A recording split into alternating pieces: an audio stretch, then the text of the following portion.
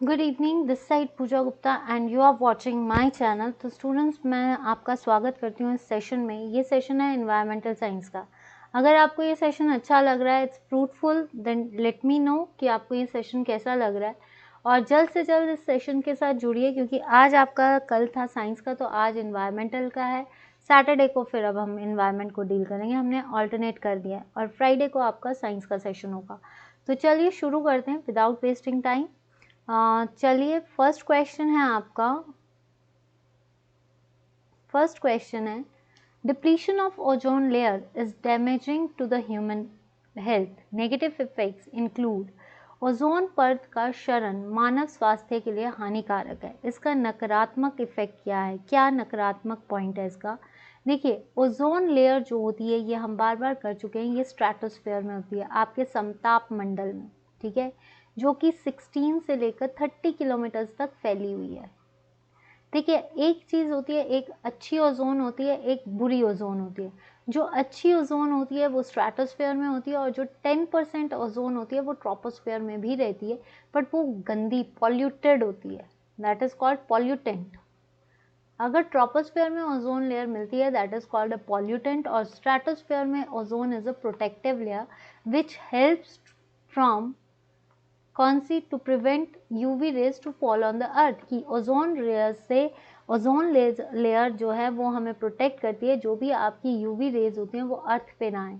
अगर मान लो ozone layer ना हो तो उससे क्या होगा? सबसे पहले ओजोन लेयर जो है वो डिप्लीट हो रही है, और सबसे पहले कहाँ पे देखा गया है? ये देखा गया है अंटार्कटिका में। अंटार्कटिका में देखा गया था ओजोन होल। किसने देखा था? फरमान ने देखा था, ठीक है। तो ये जो ओजोन होल है ये क्या करेगा? ऑस्टियोपोरोसिस, ये होती है बोन्स में बीमारी, बोन्स का वीक होना। Dyspepsia, that is called acidity होना।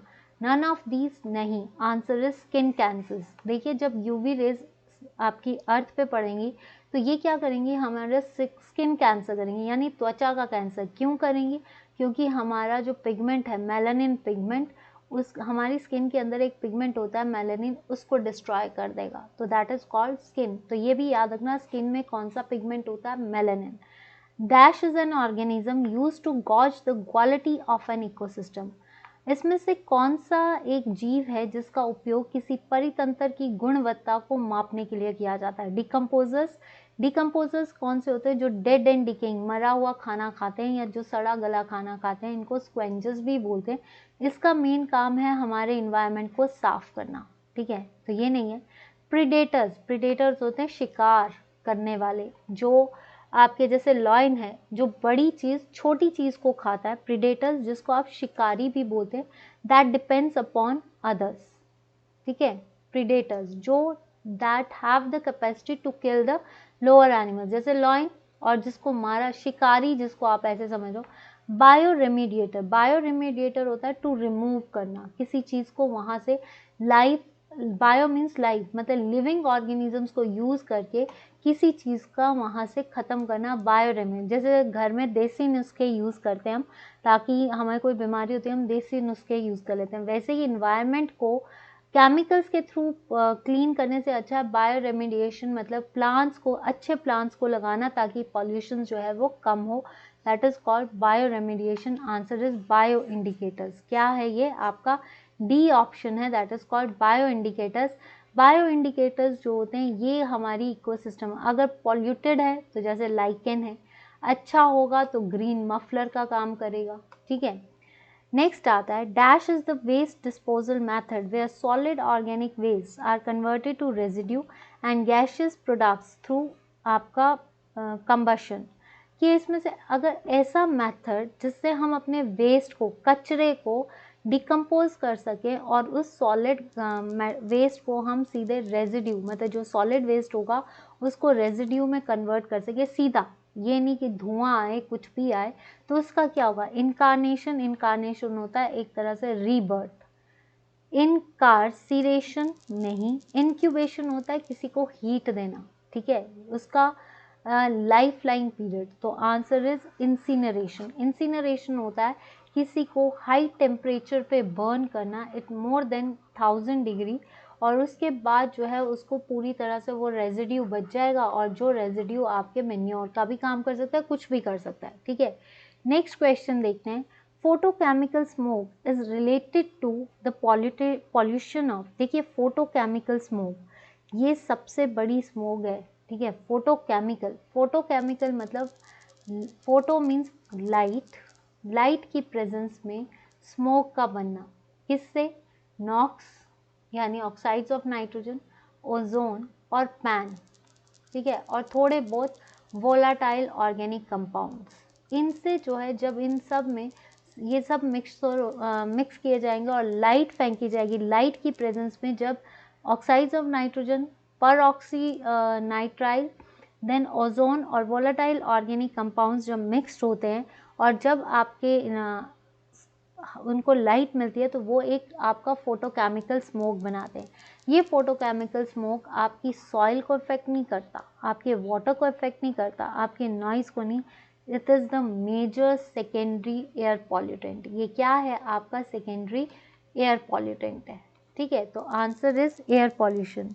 Most important causative pollutant of the soil, pollutant of the soil is, सबसे ज़्यादा सॉइल को पॉल्यूट कौन करता है? सबसे ज़्यादा सॉइल का प्रदूषक कौन है? ग्लास जंक्स नहीं, डिटर्जेंट्स नहीं, आयरन जंक्स नहीं, सबसे ज़्यादा है प्लास्टिक, क्योंकि प्लास्टिक कभी भी डिकम्पोज्ड नहीं होता है, इसको बिलियन ईयर्स भी लग जाएंगे तब भी ये डिकम्पोज नहीं होगा। तो सॉइल को सबसे ज़्यादा उसकी फर्टिलिटी को कौन नुकसान देता है? दैट इज़ कॉल्ड प्लास्टिक्स, ठीक है। When huge amount of sewage is dumped into the river, the BOD will, मान लो ये रिवर है, इसमें हम सारा कचरा फेंक दें, ठीक है। रिवर के अंदर क्या होते हैं? ऑर्गेनिजम्स होते हैं, फिशेस होती है। जब हम सारा इसमें कचरा फेंक देंगे तो इसके अंदर क्या है? पानी के अंदर ऑक्सीजन होती है, कौन सी होती है? Dissolved oxygen. जब कचरा फेंकेंगे तो इसके ऊपर एक लेयर बन जाएगी, क्योंकि ऑर्गेनिजम्स ग्रो करना शुरू कर देंगे। जब ऑर्गेनिजम्स ग्रो करना शुरू कर देंगे तो नीचे तो हवा जाएगी नहीं, क्योंकि ऊपर लेयर्स बनना शुरू होगी। जब नीचे हवा नहीं जाएगी तो ऑक्सीजन तो मिलेगी नहीं, पानी में ऑक्सीजन की कमी हो जाएगी। जब ऑक्सीजन की कमी हो जाएगी तो क्या होगा? आपका बीओडी जो है, बायोलॉजिकल ऑक्सीजन डिमांड, वो कम हो जाएगी, तो उसको क्या करना पड़ेगा? इंक्रीज। तो जब huge amount of sewage is dumped into the river, the BOD will be, BOD मतलब biological oxygen demand, dissolved oxygen decrease होगी, यहाँ पे डीओजी होगी, वो डिक्रीज हो जाएगी। जब डिक्रीज होगी तो ऑर्गेनिजम्स को क्या चाहिए? सांस चाहिए ना, कोई भी फिश होगी उसको सांस चाहिए। जब ऊपर ही कचरा हो गया तो सारी यहाँ पे एल्गी वगैरह एनारोबिक शुरू हो गई है, तो नीचे ऑक्सीजन तो जाएगी नहीं। तो ऑक्सीजन को रिक्वायर करने के लिए क्या करना पड़ेगा? उनको ऑक्सीजन की डिमांड को बढ़ाना पड़ेगा। तो biological oxygen demand increases, demand बढ़ जाएगी क्योंकि उनको ऑक्सीजन नहीं मिल रही है, ठीक है। नेक्स्ट आता है आपका question, which of the following is usually not classified as a atmospheric pollutant. आप में इसमें से कौन सा जो है वो एटमॉस्फेरिक पॉल्यूटेंट नहीं है? CO2, CO, नॉक्स या SO2। SO2 सबसे ज़्यादा फॉसिल्स और आपका जो होता है वॉल्केनो से निकलता है। नॉक्स जो होता है ये आपका सबसे ज़्यादा कहा जाता है कौन से? ये व्हीकल्स, ऑटोमोबाइल्स, इनसे निकलता है, ठीक है। कार्बन मोनोऑक्साइड अर्बन एरिया में सबसे ज़्यादा ट्रांसपोर्ट सिस्टम से निकलता है, ट्रांसपोर्ट, ठीक है।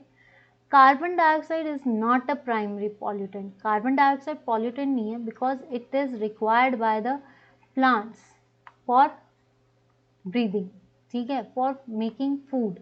एंड यही जो है आपका क्या करता है? ये प्लांट्स को चाहिए होता है, तो ये एक रिक्वायरमेंट है for photosynthesis as well as for respiration. तो ये इसको हम पॉल्यूटेंट का काम नहीं करेगा। तो CO2 is not a pollutant, तो आंसर इज CO2 नहीं है। ये सारे जो हैं these are the primary pollutants जो सबसे ज़्यादा एयर पॉल्यूशन पे अफेक्ट करते हैं। The sound above what level is considered harm. देखिए नॉइज़ क्या होता है? एक होती है नॉइज़, नॉइज़ होता है अनप्लेजेंट साउंड, अनप्लेजेंट, ठीक है। तो ये क्या होता है? Above 40 decibel, above 60 decibel, above 80 decibel या अबव 1। देखिए वैसे देखा जाए हमारे कान 80 डेसिबल से ऊपर जो है नॉर्मल सुन सकते, नॉर्मल नहीं सुन सकते, मतलब 80 से नीचे डेसिबल्स, नॉइज़ को मापा जाता है डेसिबल से, ठीक है। तो कई एरियाज़ होते हैं, जैसे आपका इंडस्ट्रियल साउंड है, वहाँ पे नॉइज़ जो होती है उनका रिस्ट्रिक्टेड होता है कि 80 से ऊपर नहीं जानी चाहिए, 75, रात के टाइम पे 70 हो जाता है। जो आपके जैसे कम्युनिटी एरियाज़ या पीस एरियाज़ होते हैं, उनमें जो साउंड होती है वो नापी जाती है 65 डे टाइम पे, और 60 नीचे। जो आपके कमर्शियल एरियाज़ होते हैं वहाँ पे भी साउंड जो होती है इतनी होती है। तो यहाँ पे जो है अबव 80, 120 तो वेरी हार्मफुल हो जाएगी, तो अबव 80 डेसिबल जो है साउंड इज कंसिडर्ड हार्मफुल, ठीक है। Next, which of the following gas contributes to global warming? कौन सी ऐसी गैस है जो ग्लोबल वार्मिंग में सबसे, ग्लोबल वार्मिंग होता है that is the rise in 1 degree rise in temperature, ठीक है, rise in temperature in terms of CO2 as well as oxygen, आपका ग्रीन हाउस गैसेस, ठीक है।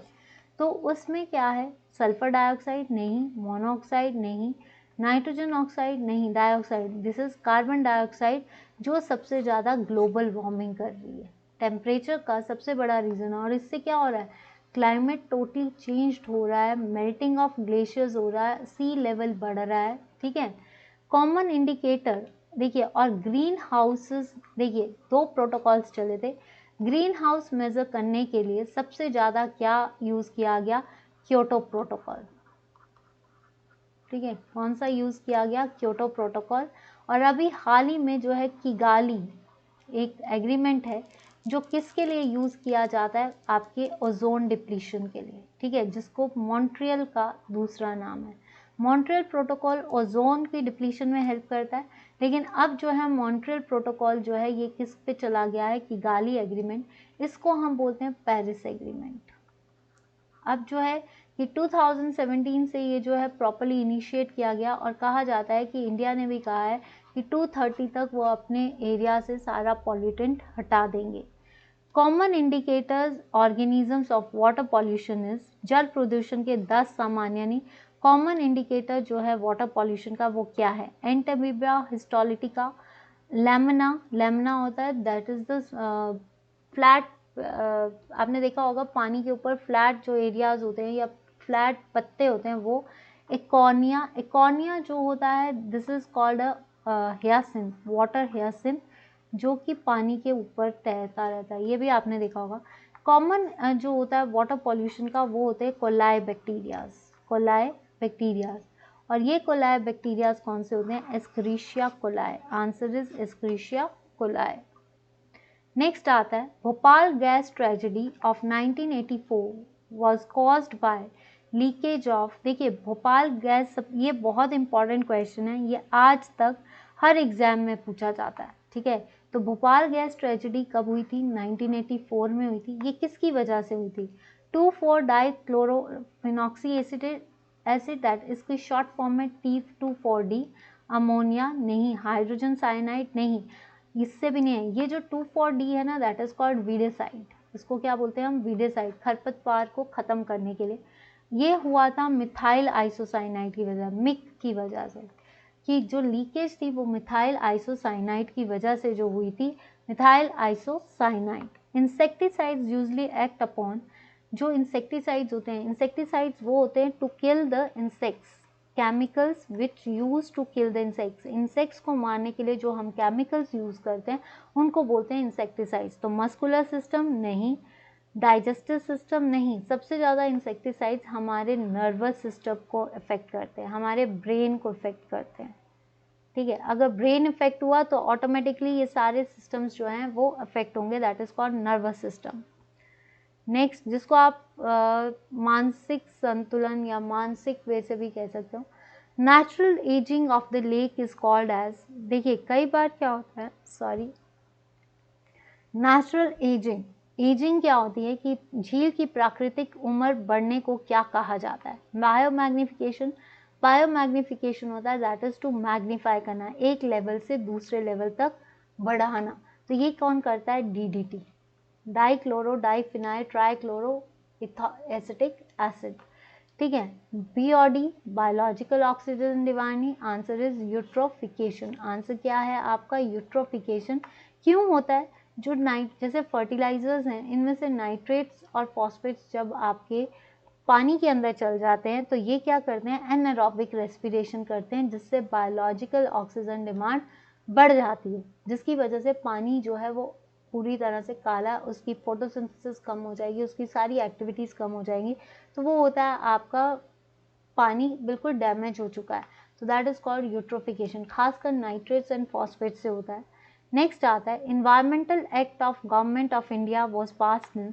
सबसे बड़ा एक्ट है इन्वायरमेंट एक्ट, जिसको अम्ब्रेला एक्ट भी बोलते हैं। इसको क्या बोलते हैं हम? Umbrella act. ये जो अम्ब्रेला एक्ट है इसको क्या कहा जाता है? देखिए 1977 में वाटर सेस एक्ट रूल्स पास किया गया था, एक्ट रूल, ठीक है। तो ये नहीं है, 1974 में वाटर एक्ट पास किया गया था, ठीक है। 1981 में आपका एयर एक्ट पास किया गया था, एयर एक्ट, ठीक है। 1986 में आपका इन्वायरमेंटल एक्ट पास किया गया था और 1998 में आपका बायोमेडिकल वेस्ट से रिलेटेड एक्ट पास किया गया था। तो ये कब पास हुआ था? 1986। It's the largest act of Indian इसका इन्वायरमेंट का, और ये जो है आपका, और 1974 में याद रखना वाटर एक्ट पास किया गया था। अम्ब्रेला एक्ट इसी को बोलते हैं, ठीक है। नेक्स्ट आता है the primary cause of acid rain around the world is. Acid rain, acid rain क्या होती है? अम्लीय वर्षा। अम्लीय वर्षा किसकी वजह से होती है? कार्बन डाइऑक्साइड नहीं, कार्बन मोनोऑक्साइड नहीं, ओजोन नहीं, ये होती है ऑक्साइड्स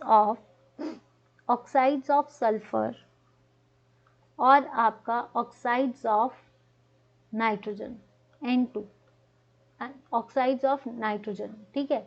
इन दोनों को जब ये वाटर ऊपर एटमॉस्फेयर में जाते हैं तो एटमॉस्फेयर में होते हैं वाटर वेपर्स, उसके साथ कंबाइन करेंगे तो ये H2SO4 और HNO3 नाइट्रिक एसिड बनाते हैं। जब ये धरती पे गिरते हैं तो वो एसिडिक फॉर्म में गिरते हैं, और ये एसिड रेन सबसे ज़्यादा किसको अफेक्ट कर गया है? ताजमहल को, क्योंकि ताजमहल किसका बना है? कैल्शियम कार्बोनेट यानी मार्बल का बना है। जब उसके साथ ये एसिड रिएक्ट करता है तो कार्बन क्या होता है? फेडेड येलो कलर का हो गया है, जिसकी वजह से हमारा जो ताजमहल है दैट इज द ग्रेटर, कहते हैं 7 वंडर्स ऑफ द वर्ल्ड है। तो ये सबसे ज़्यादा इफेक्ट हुआ है, क्योंकि ये क्या बनाता है? कैल्शियम सल्फेट बना देता है और carbonic acid. Piling of ozone umbrella which protect us from UV rays is caused by. देखिए अब क्या है कि ओजोन अम्ब्रेला, जो ओजोन की परत है जो जो हमें यूवी रेज से बचाती है, वो किसकी वजह से पील हो रही है यानी ख़त्म हो रही है? CO नहीं, पर ऑक्सी एसिटाइल नाइट्रेट नहीं, पैन की फुल फॉर्म क्या है? पर ऑक्सी एसिटाइल नाइट्रेट, ठीक है। इसकी वजह से, इससे क्या होता है? आइस जो है इरिटेशन होना शुरू होती है, फ्यूमिगेशंस होती हैं ये। कॉल बर्निंग नहीं, आंसर इज CFCs यानी आपका क्लोरोफ्लोरोकार्बन्स, और क्लोरोफ्लोरोकार्बन्स को बैन करने के लिए 1987 में मॉन्ट्रियल प्रोटोकॉल चला। अब क्या है? इसका दूसरा नाम आ गया है किगाली प्रोटोकॉल, ठीक है, ये याद रखना। नेक्स्ट आता है in India coniferous forest are found in. Coniferous forest जो होते हैं वो सबसे ज़्यादा कहाँ पे पाए जाते हैं?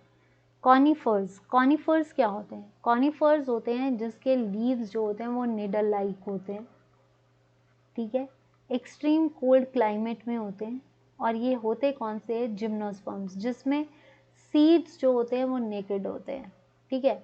तो coniferous forest are Western Ghats, Eastern Ghats या all of the above. Eastern Ghat की हाईएस्ट पीक है अरमाकोंडा, वेस्टर्न घाट की हाईएस्ट पीक है आपकी अनायमुड़ी, ठीक है। हिमालयस की हाईएस्ट पीक है माउंट एवरेस्ट। तो सबसे ज़्यादा कॉनिफेरस फॉरेस्ट मैंने बोला एक्सट्रीम कोल्ड क्लाइमेट में, तो ये हिमालय, जैसे आपका देवदार, दियोदार बोलते हो, पाइन बोलते हो, ओक बोलते हो, औरोकेरिया जो है, ये सारे जो हैं आपके क्या हैं? आपके नीडलाइक कॉनिफरस हैं, ठीक है। और इनकी जो सॉइल होती है वो कौन सी होती है? पॉडजोल्स, ठीक है। Grassland with the scattered leaves is called as, ऐसा ग्रासलैंड जिसके लीव्स स्कैटर करते हैं, एवरग्रीन फॉरेस्ट। एवरग्रीन फॉरेस्ट वो होते हैं जहाँ पे बारिश होती है। डेसिडियस फॉरेस्ट, डेसिडियस ऐसे फॉरेस्ट होते हैं जहाँ पे 6 महीने पत्ते गिरते हैं, 6 महीने बाहर आती है, तो ये नहीं है। रेन फॉरेस्ट नहीं, answer is savannas, answer is सावनास।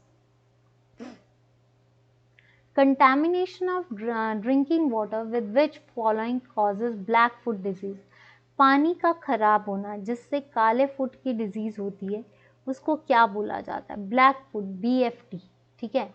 Nitrates, nitrate से नहीं होती है कोई डिजीज। नाइट्रेट से जो है ना, मैं आपको एक चीज बताती हूँ, मिथैनोग्लोबिमिया, मिथैनोग्लोबिमिया, ठीक है। ये जो डिजीज है ये इन्फेंट्स में होती है, बॉडी नीली पड़ जाती है, ठीक है, तो ये नहीं है। मरकरी से होती है मिनामाटा डिजीज, मिनामाटा डिजीज, ये क्वेश्चंस आते हैं कि इससे कौन सी डिजीज होती है। कैडमियम से होती है इटाई डिजीज, इटाई डिजीज, इसको आउच आउच डिजीज भी बोलते हैं, आउच आउच। तो आपके पास ऑप्शन क्या बचा? आर्सेनिक। सबसे ज़्यादा ग्राउंड वाटर के पीने से या ग्राउंड वाटर कंटेमिनेशन से आर्सेनिक की ब्लैक फुट डिजीज होती है। और ये जो ग्राउंड वाटर है, ब्लैक फुट, सबसे ज़्यादा टॉक्सिक कौन सा होता है? आर्सेनेट, As+3, ये सबसे ज़्यादा टॉक्सिक है, वेरी टॉक्सिक, ठीक है। तो कैडमियम से टाइटाई डिजीज, मरकरी से मिनामाटा, और सबसे ज़्यादा कौन सा होता है आपका? मिथाइल मरकरी, मिथाइल मरकरी, ठीक है। What fraction of Earth's total land area is covered by the forest? कितना प्रतिशत फॉरेस्ट जो है वो कवर्ड है अर्थ के द्वारा? 5%, 13%, आंसर इज 31% जो है हमारी लैंड जो है वो आपका फॉरेस्ट से कवर्ड है।